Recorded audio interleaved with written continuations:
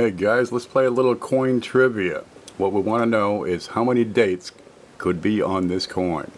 We got this Lincoln cent right here. I've blocked out the last two digits of the date. What can go there? Well, we know it's a Lincoln cent, so it's 1909 to 2017 so far. That's 118 different dates, but we can narrow that down. That's 5 years I didn't make them, 21, 23, and 3 years in the 60s. So that's going to bring us down to 113 different dates. But we got a 19, so let's take off 2000, 2000 to 2017. We're going to be left with 85 different dates we're looking at. All right, if you could zoom in, and well, my photographs are kind of crappy, but you'd see, if you look at design varieties, and you can go to Variety Vista, it's right up here, varietyvista.com, and you can pull up their obverse and reverse design varieties. You'll see that you have a flat top on that one. Well, you can't really see it here, but if you could, then you'd know you could take out 1909 and 1910. Doesn't really matter there because you've already got a D, so you know it's not going to be 1909 to 1910 because they didn't have a D in those years. Now, if you look at the D, compare it to the mint mark varieties, you can find out that it's mint mark style number 1. This is all on Variety Vista. varietyvista.com. You narrow down that mint mark, now you've got a list here of 21 different dates it could possibly be. Well, we're getting pretty close there. We went from 118 down to 21 pretty quickly just from a couple of different points. But one key element here is the shoulder. Now let's start looking at some pictures around here. There we go. That's the blank screen. We know that in 1909, well, that's sideways, we had VDB on the back of the penny. Let me turn that around just a bit. I must have bumped it. 1909, we got VDB. You can just bank it out right here. They took that off after public outcry, and you were left with no VDB on that shoulder.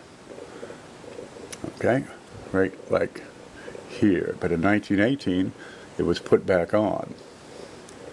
There you can see it clearly right here. Right in there, tucked in the shoulder, VDB. So if you look at your coin puzzle, you see no VDB. That coin has to be produced before 1918. Has to. There is a 1974 that there is no VDB on, but that's pretty much just a damaged die where they were broken off. But looking at this, we've got 1909 to 1917 is the only possibilities without that. It's got a D, so it can't be 1909, can't be 1910. So we're down to 1911 to 1917, 7 different years. Let's go on to the next one. Let's look at Abe's hair. Look at that hair. He's got good hair. Come back here, and I've got, let's see, where's that hair? I got a sample. Here we go. Now, 1911, his hair wasn't very detailed. Kind of weak in there. That was redesigned in 1912. They give him much better hair. Good detail. See if I can get this to line up right. That's okay, but it's not the best shot. I got a better example here. Look at that hair. Look at the detail on that hair.